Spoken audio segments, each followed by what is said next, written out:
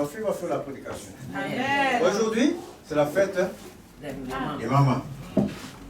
Joyeuse fête à tous les mamans. Amen. Et joyeuse fête à celles qui m'accompagnent. Ça fait déjà presque 40 ans. Depuis la jeunesse, nous sommes ensemble. Celles qui m'accompagnent la même prédiquée. Sois bénis. Merveilleux Seigneur. Et soyez bénis. 40 ans, ce n'est pas un jour. Est-ce que vous comprenez? Oui. Est-ce que vous comprenez les mythes qu'il y a eu pendant 40 ans? Le combat. Mais ce que Dieu a établi, personne ne peut changer.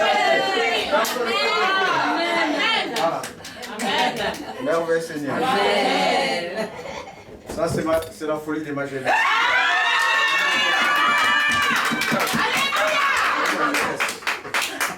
Soyez bénis. Ça ne sont pas ma fille à l'école. L'homme il fait deux. Et parce qu'elle était jeune aussi. Je suis toujours jeune.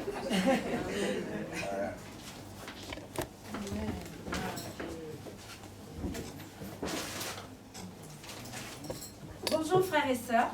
Bonjour. Je voudrais remercier l'homme de Dieu pour cet honneur qu'il me fait de pouvoir annoncer la parole de notre Père, de Dieu vivant, devant vous tous. Je reçois la même grâce que maman. 40 ans, je me le souhaite et je vous souhaite ça à tous. Notre Sauveur Jésus. Amen. Aujourd'hui, nous allons faire une mise en pratique. Amen. Nous allons plonger le regard dans Juge 6. Nous allons parler de Gédéon, que le Seigneur appelle vaillant héros. Amen. Donc, Jocelyne, tu vas lire Juge 6. Je vais te donner les versets. Maman, tu pourras lire les versets à côté pendant que je vais expliquer. Merci. Juge 6. Ouais. Juge.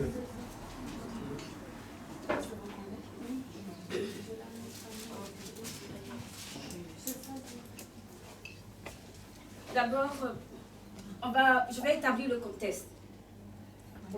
Suite à une désobéissance, le Seigneur s'est retiré des enfants d'Israël.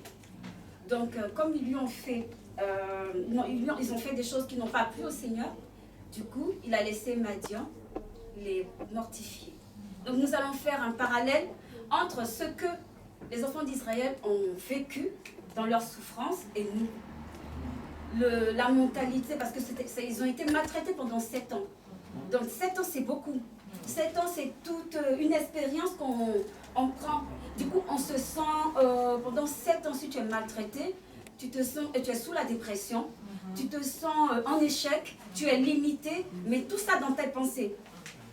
Ce sont des enfants d'Israël, le peuple de Dieu, mais qui est limité dans ses pensées. Donc si on ne corrige pas, on ne change pas la pensée de ce peuple, il ne sera jamais victorieux. Amen. Et c'est ce que le Seigneur a fait. Il est venu, mais il est venu voir Gédéon pour faire de lui, pour changer déjà cette mentalité, cette pensée-là qui te dit, face à ta situation, que je ne peux pas.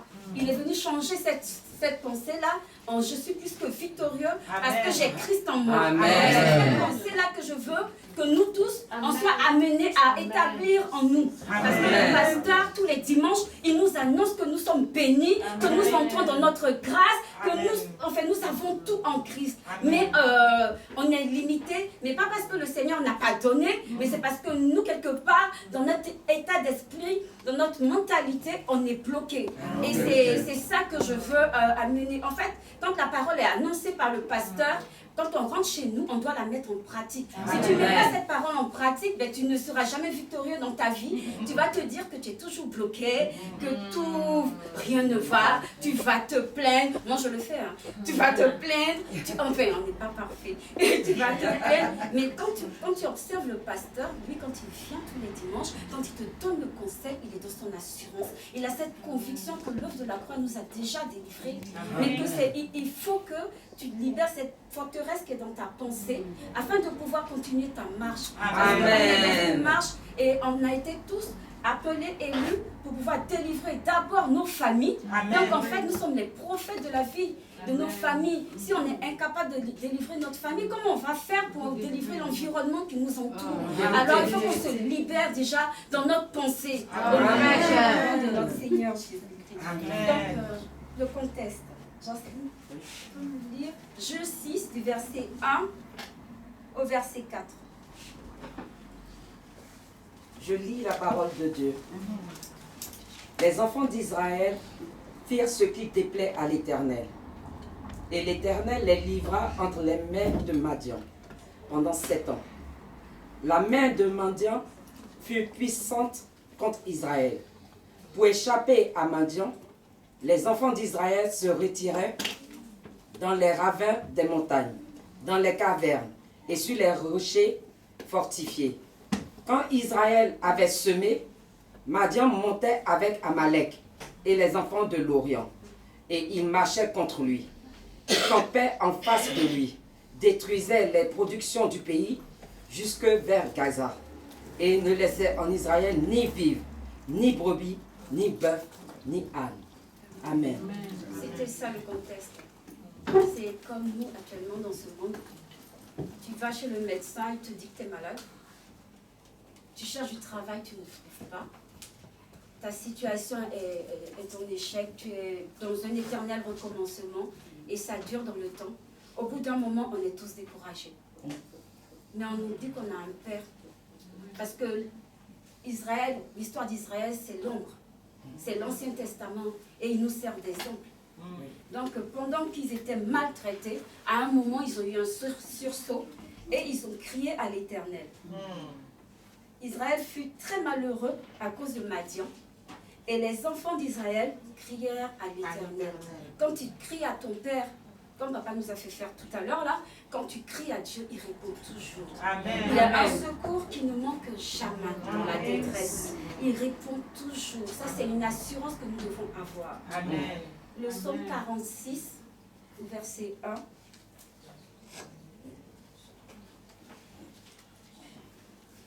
C'est la parole du Seigneur qui vient et qui travaille dans vos cœurs afin d'amener la foi, cette assurance-là. C'est pourquoi, même si je vais le dire dans ma manière de parler, je préfère qu'on lise quand même la parole. Amen. Psaume 46, verset 1. Au chef des chantres, les fils de Corée sur Almot cantique. Dieu est pour nous un refuge et un appui, un secours qui ne manque jamais dans la détresse. Dans ta détresse, le Seigneur répond. Le Dieu est vivant. En vérité. Il est vivant et il nous le prouve tous les jours. Amen. Dans notre marche, depuis qu'on est ici, depuis toutes ces années, on l'a vu agir. C'est un Dieu d'amour. Il nous aime plus que nous-mêmes. Il sait ce qui est mieux pour chacun de nous. C'est vrai que nous, on pense que si je marche de ce côté-là, ça va aller. Mais lui qui voit très très loin, il sait que si tu as marché de ce côté-là, ben, en fait, devant, tu vas être bloqué. Donc il te dit, reste ici. Tu as l'impression de rester sur place, mais le Seigneur, non, il sait ce qu'il fait. Devant, il y a la gloire. À côté, là, non. Non, en fait, tu vas aller tomber, tu vas être encore dans la détresse et tu vas encore tout recommencer à zéro. Donc l'obéissance, en fait, à la parole de notre Père est essentielle. Si tu ne veux pas marcher dans le désordre, dans la confusion et tout, il faut être obéissant, même si la situation est difficile. L'obéissance est essentielle. Amen. Ça doit être notre mot d'ordre. Amen. Parce qu'il nous est arrivé à tous, à moi, de marcher, parce que moi je pensais que c'était le mieux, je cherchais du travail, le Seigneur m'a dit assieds-toi, j'ai pas voulu, et ben j'ai cherché, j'ai trouvé, je suis partie, mais je me suis fait tellement maltraiter que j'ai détesté même le métier. Donc du coup, je me suis assise après, et je me suis dit, bon, je t'écoute Seigneur. Et ça a passé un temps, ça venait pas, mais quand c'est arrivé, depuis que je travaille, ça n'a pas arrêté jusqu'à aujourd'hui. Amen. En fait, à travers notre expérience là, on voit toujours la main de Dieu. Même quand tu es là, tu ne sais, tu te dis, oh ma vie, mais tu es vivant. Il y a des gens qui ne marchent même pas. Tu es vivant, tu as une famille, tu as des gens qui t'aiment. Il y a des gens qui ne se parlent même plus dans leur famille, qui n'ont plus leurs parents. Ils ont des parents, mais il ne les voit même plus. Donc en fait, reconnais la gloire de Dieu dans ta vie. Reconnais la présence de Dieu dans ta vie. Les enfants d'Israël, eux, ils ont adoré d'autres dieux. Ils ont adoré d'autres dieux. Parfois, d'autres dieux, pour nous, les gens d'aujourd'hui, c'est notre grâce que nous voulons. Elle est tellement importante à nos yeux qu'on veut qu'on la veut. En fait, on veut la main du Seigneur et non le Seigneur. Mais si tu as le Seigneur, tu as tout. Amen. Tu as Dieu, tu as tout. Amen. Mais je crois que je suis trop malheureux parce que la situation me dépasse, mais Dieu, il est là. Amen. Et quand il est là, il t'apporte sa paix. Quand il t'apporte sa paix, tu es apte à écouter sa parole. Parce qu'il envoie toujours sa parole. Dieu parle tous les jours. Mais si tu n'es pas dans la paix, comment est-ce que tu vas faire pour entendre ton Père? Il t'aime tellement. Il t'aime. Comment tu vas faire pour l'entendre? Et là, Dieu vient visiter Gédéon. On va lire Gédéon 6 du verset 11, Juge 6 du verset 11 au verset 14. Je lis la parole de Dieu. Puis vint l'ange de l'Éternel et il s'assit sous le térébinthe d'Ophra, qui appartient à Joas, de la famille d'Abiézer. Gédéon, son fils, battait du froment au pressoir pour le mettre à l'abri de Madian. L'ange de l'Éternel lui apparut et lui dit, « L'Éternel est avec toi, vaillant héros. » Gédéon lui dit, « Ah, mon Seigneur, si l'Éternel est avec nous, pourquoi toutes ces choses nous sont-elles arrivées? Et où sont tous ces prodiges que nos pères nous racontent quand ils disent « L'Éternel ne nous a-t-il pas fait monter hors d'Égypte? Maintenant, l'Éternel nous abandonne et il nous livre entre les mains de Madian. » L'Éternel se tourna vers lui et dit, « Va avec cette force que tu as et délivre Israël de la main de Madian. N'est-ce pas moi qui t'envoie? » Amen. Amen. Quand Israël a crié à l'Éternel, il a envoyé sa parole. Pour Gédéon, c'était l'ange. Pour nous, c'est le pasteur. Pour nous, c'est le pasteur qui proclame tous les dimanches. Je ne sais pas si vous faites attention à ce qu'il dit. Mais il parle de guérison. Tu es guéri. Il parle de nous ne sommes plus sous la malédiction. Il le dit. Est-ce que vous faites attention à ce qu'il dit? Parce que c'est la parole que le Seigneur donne à son serviteur. Il passe par son serviteur pour s'annoncer. La parole de l'Éternel, quand elle est lancée, c'est une épée. Amen. Quand elle est lancée, elle vient et elle fait ce pourquoi elle doit être faite. Amen. La parole de l'Éternel, la parole de Dieu est puissante. En vérité. Elle brise. Amen. Elle brise ce qui n'est pas de Dieu en nous. Amen. La parole de Dieu, elle vient changer nos vies. Elle vient renouveler notre pensée. Amen. Ici, Gédéon, il est vraiment dans la dépression. Il est dans la dépression, il est dans l'échec total. Et le Seigneur lui dit, vaillant héros, mais tout ce qu'il voit autour de lui, c'est tout ce que nous voyons autour de nous. Il n'y a rien qui marche. Il n'y a rien qui marche. Gédéon, il est prêt à fuir là où il est là. Dès s'il entend Amalek arriver, il va partir en courant. Et on lui dit, vaillant héros, quelqu'un qui fait des exploits, quelqu'un qui est courageux. Mais lui-même, quand il se regarde, il n'est pas vaillant, c'est pas un héros. Mais le Seigneur lui dit, vaillant héros. Amen. Parce que quand Dieu est là, avec Dieu, nous pouvons faire des exploits. Avec Dieu, nous faisons toujours des exploits. Parce que c'est lui qui agit à travers toi. C'est lui qui fait des exploits. Tu ne peux même pas dire que c'est toi qui as fait. Quand tu vas au travail avec Dieu, tu fais des exploits. Parce que tu te retrouves avec des collègues. Avant même d'arriver, tu confies ta journée au Seigneur, tu dis Saint-Esprit, prends le contrôle de tout. Amen. Quand tu arrives, tout ce qui est obstacle, tout ce qui est jalousie, qui veulent venir te piquer, ça se tait. Amen. Mais si tu es parti sans dire ça, tu vas te retrouver dans des tracasseries, tu ne vas même pas savoir d'où ça vient. Mais tu sais que tu as un Père, tu as Dieu Tout-Puissant avec toi. C'est lui qui a créé le ciel et la terre, il a créé le monde. Lui, quand il arrive, tout se tait.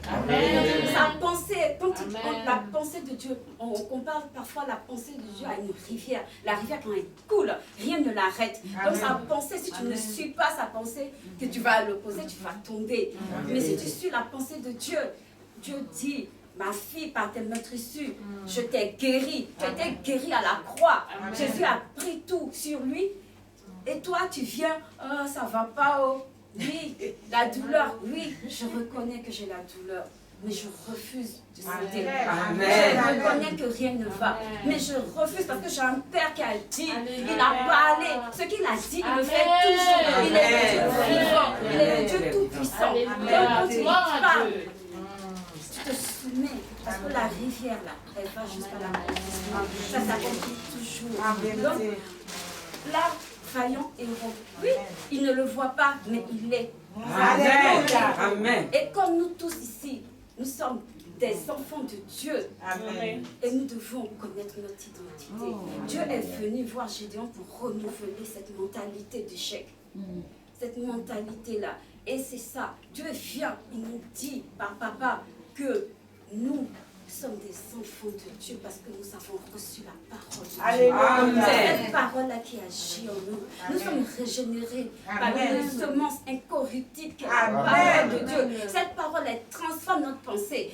Depuis que les parents nous ont connus jusqu'à aujourd'hui, là, il y a une grande différence. Amen. Moi, je ne pouvais pas parler devant les gens. Aujourd'hui, je parle devant vous. C'est vraiment, moi-même, ça m'étonne. Comme je suis étonnée. Mais c'est des caractères qui ont changé. Ça fait plus de 10 ans qu'on est ici. On a vu le changement. On a vu l'action de Dieu dans le caractère de tout un chacun. C'est une marche qui n'est pas finie. Mais la parole de Dieu, elle transforme vraiment. Mais il faut rester dedans. Demeure dans la parole. Tu ne peux pas lire aujourd'hui. Et puis demain, tu ne lis pas, elle ne va pas faire effet. Mais quand tu demeures dans la parole, tous les jours tu la lis, sans te rendre compte, la parole te transforme. Là où tu dois te mettre en colère, tu apportes de l'amour. Là où tu dis, ah, tu vas me le payer cher. Non, tu ne dis plus ça. Tu dis, parce que Dieu, il est amour. Même ton ennemi, celui que tu considères comme ton ennemi, c'est l'enfant de Dieu aussi. C'est la création. Donc Dieu, il te dit. Amen.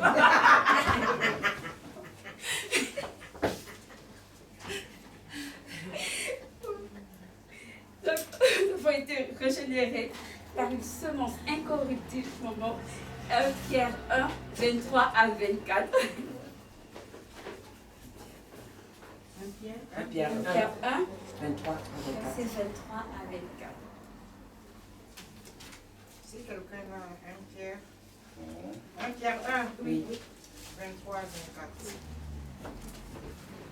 Puisque vous avez été régénérés, non par une semence corruptible, mais par une semence incorruptible, par la parole vivante et permanente de Dieu. Car toute chair est comme l'herbe, et toute sa gloire comme la fleur de l'herbe. L'herbe sèche et la fleur tombe. Mais la parole du Seigneur demeure éternellement. Et cette parole est celle qui vous a été annoncée par l'Évangile. Amen. La parole de Dieu dit notre Seigneur est esprit et vie. Amen. La parole de Dieu, c'est Jésus. En tout cas, pour moi, c'est Jésus. C'est vrai que quand je lis la parole, c'est écrit. Mais quand je reste dedans, je vois, ça sort, elle sort et elle devient vivante à mes yeux. Donc je sais où aller. Mais quand je commence à laisser mes inquiétudes prendre le contrôle, quand je lis la parole, il n'y a rien. Donc la parole de Dieu attend un cœur disposé. Amen. Ces cœurs-là puissent venir dire Seigneur Jésus, je t'accueille. Parce que c'est la parole. Il dit je frappe à ta porte. C'est cette parole-là qui vient et qui te dit oui, tu es plus que vainqueur, ma fille. Amen. Oui, tu es une créature merveilleuse. Les paroles qu'on te dit dehors que tu es nul, mais non, tu ne les écoutes pas parce que tu as un Père qui est merveilleux, c'est le créateur du monde. Moi, je suis trop fan de lui. Donc, il me dit, je suis une créature merveilleuse. Il a pris le temps de me tisser. Amen. Il a pris le temps de faire les couleurs et tout. Amen. De tisser tout un chacun. Amen. Ah oui, Dieu est merveilleux. Amen. Tu es une créature merveilleuse. Il t'a tissé. S'il a pris le temps de te tisser, quelle maladie ne peut pas guérir dans ton corps? Qu'est-ce qu'il ne peut pas faire pour toi? Rien ne lui est impossible. Ici, Gédéon ne voit même pas que c'est Dieu qui vient à sa rencontre. C'est une rencontre. Dieu vient et puis parle à son fils. Mais Gédéon, lui, il est tellement préoccupé qu'il ne sait même pas que le surnaturel est là. Oh. Nous, aujourd'hui, notre surnaturel, c'est le Saint-Esprit. Amen. Le Saint-Esprit, il est dans l'église depuis un moment. Il dit que le ciel est ouvert, que vous Amen. avez déjà tout. Amen. Alignez votre pensée à la pensée de Dieu. C'est Amen. tout ce qu'il nous demande. Aligner notre pensée à sa pensée, Amen. obéir à sa parole. Amen. Mais obéir à sa parole, c'est un pas à la fois. Il ne faut pas être pressé. Parce que si tu es trop pressé, tu vas partir plus vite que ce que le Seigneur a dit. Et tu vas passer à côté de ta grâce. Aujourd'hui, le ciel est ouvert pour tout un chacun. Moi, je regarde le pasteur. Et je vois qu'il est toujours dans son assurance. Ça ne me donne plus envie de me plaindre de ce que j'ai. Si j'ai des difficultés, quand je le regarde, il dit non, on a notre grâce, la croix. Il le dit tous les dimanches. Mais il a cette conviction-là que je ressens. Du coup, je n'ai même pas envie de me plaindre parce que je sais, le Seigneur m'a déjà dit, tu te plains, rien n'avance. Tu pardonnes et puis tu avances. Amen. Mais si tu te plains, tu vas être bloqué. Alors qu'actuellement, le ciel est ouvert. Je n'ai pas envie de me plaindre pour que le ciel se soit fermé. Parce que la grâce, elle a déjà été donnée. Donc, ouvre ton cœur pour recevoir le Seigneur. Si tu es fâché contre quelqu'un, il faut lui pardonner. Parce que la grâce de Dieu est plus importante. La présence de Dieu est plus importante que ta colère envers cette personne-là. En tout cas, Dieu ne veut pas la mort de ses enfants. Si tu dis, Seigneur, il faut le punir, il faut la punir, ça ne va même pas marcher. Au contraire, c'est toi qui vas être bloqué. Tu vas tourner en rond. Je ne vous parle pas expérience, hein. Je ne vous parle pas comme ça. Je le dis, on le ressent, non? Je le dis parce que je l'ai vécu. À partir du moment où j'ai laissé couler, la paix est venue en moi. Amen. À partir du moment où j'ai tout laissé, je voulais m'ajuster. Je dis non, j'ai trop raison. Mais quand j'ai décidé que oui, Seigneur, je suis d'accord, je laisse tomber, j'ai eu la paix. Et ça, c'était l'essentiel parce que je voulais retrouver mon Père. Amen. Et j'avais besoin de sa présence. Amen. C'est ça notre essentiel. Le Seigneur, il vient. Quand il vient, il te donne sa parole, tu as une mission. Amen. Cette mission-là, c'est ce qu'il a donné à Gédéon, de délivrer son peuple. Dieu ne vient pas que pour nous seuls. Il nous remplit. Quand il vient, je parle de sa présence, c'est le Saint-Esprit. Quand le Saint-Esprit vient, c'est pour accomplir une mission. D'abord sa parole. Et puis, tu prends cette parole-là, le Saint-Esprit va t'éclairer et tu vas jusqu'au bout de ta mission en étant dans l'obéissance. Il ne faut pas croire que oui, je ne l'entends pas. Non, le Seigneur te parle tout le temps. Si tu restes dans sa présence, au bout d'un moment, tu vas l'entendre. Ça, c'est une certitude, c'est une conviction. Il parle tous les jours. Tu vas forcément l'entendre. Et Gédéon, encore nouveau dans la foi, je vais dire ça, lui, il a dit au Seigneur, si j'ai trouvé grâce à tes yeux, donne-moi des signes. Ça, c'est le bébé spirituel et c'est normal, c'est toute une marche. Quand tu es nouveau, tu as besoin de signes. Mais quand tu es en maturité, quand tu as un certain moment dans la présence de Dieu, quand tu entends la parole tous les dimanches, quand le Seigneur parle, tu ne demandes plus de signes. Tu as une conviction, c'est la parole. Tu te tiens sur cette parole. Même si tu ne vois rien, cette parole a été annoncée. À coup sûr, elle va se faire. Amen. Et c'est ça que nous devons faire. Parce que je parle de ceux qui ont duré dans l'église ou qui ont été chrétiens longtemps. On a tendance à oublier que Dieu est vivant. On reste dans nos habitudes. Ça devient notre Dieu. Dieu est vivant. En vérité, il est vraiment vivant. Même si ça fait 10 ans, 15 ans, 20 ans, 30 ans, il faut que tu aies une relation avec le Saint-Esprit. Et tu feras la manifestation de l'amour de ton Père. Amen. Dieu est vivant. C'est notre cœur qui est fermé. Dieu est vivant. Si tu ouvres ton cœur, tu vas le recevoir. Amen. Ici, Gédéon, le Seigneur lui a donné des indications. Il lui a demandé de détruire l'autel de Baal. Il lui a demandé de détruire les forteresses que ses origines ont créées en lui. Il lui a demandé de détruire tout ce que les 7 ans de douleur ont créé comme forteresse. Il lui a demandé de détruire ça avec la présence du Saint-Esprit, bien sûr. Amen. Tu brises tout ça, tout est écarté. Amen. Mais si tu ne fais pas ce travail en amont, ta mentalité, tu n'iras pas avec cette mentalité-là pour conquérir. Parce que le Seigneur nous a dit que partout où nous allons, là où on met nos pieds, il nous le donne. Amen. Il nous le donne. Amen. Donc, prise cette mentalité-là, c'est un temps à passer, hein.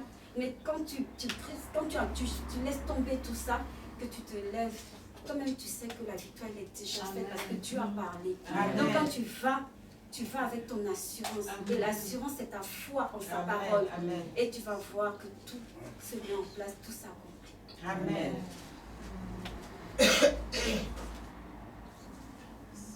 Le Seigneur nous dit souvent, nous dit dans Osée 4, 6, que son peuple est détruit faute de connaissance. La connaissance, c'est d'aller dans sa parole en fait. Cherche à connaître ton Père. Il te dira qui tu es. Il te dira qui lui il est. Afin que tu puisses bâtir ton bateau de foi. Amen.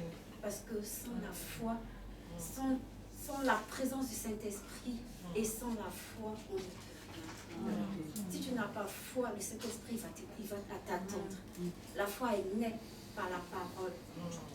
La foi naît quand tu plonges ton regard dans la parole. Amen. Et le Saint-Esprit vient t'aider à comprendre ce que la parole dit à ton sujet. Amen. Tous les sujets, tous nos problèmes, le Seigneur a donné la solution dans sa parole. C'est pourquoi il nous dit tout le temps de le chercher. Parce que si tu l'as trouvé, tu vas trouver cette assurance-là. Et tu as cette foi-là que oui, Dieu a fait. Mais ce n'est pas une foi imaginaire, c'est une foi profonde dans sa parole, une foi qui s'assoit et qui sait que mon Rédempteur se lève toujours. Amen. Et que les choses vont s'accomplir. Amen. Donc, frères et sœurs, ce que je tire de tout cet enseignement-là, c'est de se lever déjà dans nos pensées. Amen. De se tourner vers le Saint-Esprit. Amen.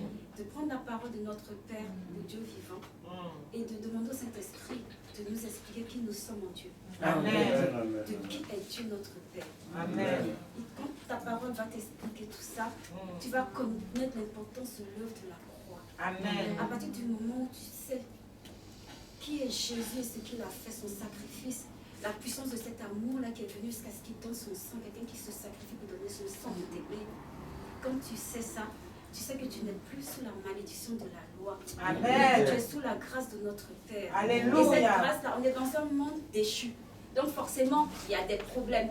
Mais toi, tu sais que la grâce de notre Père t'accompagne. Donc quand tu marches, quels que soient les obstacles, quelle que soit la montagne qui se dresse devant toi, même dans ton corps, tu peux parler à cet obstacle-là.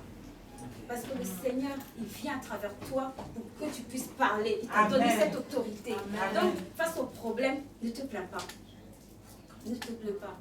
Tu as un Père qui est venu habiter en toi par son esprit. Amen. Il est Dieu. Quand lui dit, quand il dit, la chose arrive. Amen. Donc, quand il dit à la montagne, déplace-toi, la montagne va se déplacer. Tu as Dieu en toi. Il t'a donné cette autorité-là. Et tu dois te revêtir de cette autorité, te remplir du Saint-Esprit jusqu'à débordement. Parce qu'il n'y a pas que toi. Il y a ton entourage et il y a le monde qui attend. Le monde a besoin de chacun de nous. Mais pour cela, change ta façon de penser afin de pouvoir dire aux autres, parce que tu es un témoin, afin de pouvoir dire aux autres, voilà, le Seigneur a fait ça dans ma vie. Et à partir du moment où j'ai accepté qu'il vienne en moi et que mes pensées soient renouvelées par sa présence. Et maintenant, toi, moi, je suis le témoin, mais je n'ai même pas honte de le dire. Jésus est mon sauveur et mon Seigneur. Donc toi aussi, mon frère, viens voir, viens connaître le Père, parce que Dieu nous appelle à le connaître réellement. À le connaître réellement. Donc c'est à ça que nous avons dit. Amen. Applaudissons le Seigneur. Et parfaitement l'immersion. L'immersion. En train d'immerger. Amen. Il y a une puissance dans le nom de Jésus. Arrêtez. C'est une prière de combat. C'est pas, il y a une puissance. Il y a une puissance dans le nom de Jésus. Il y a une puissance dans le nom de Jésus.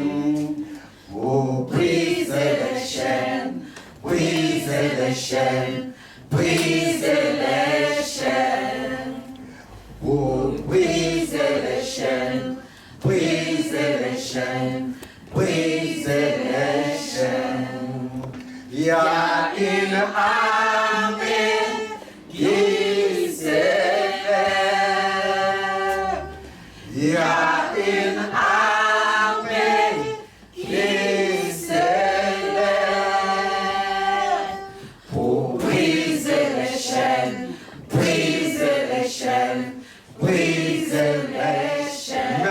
Seigneur.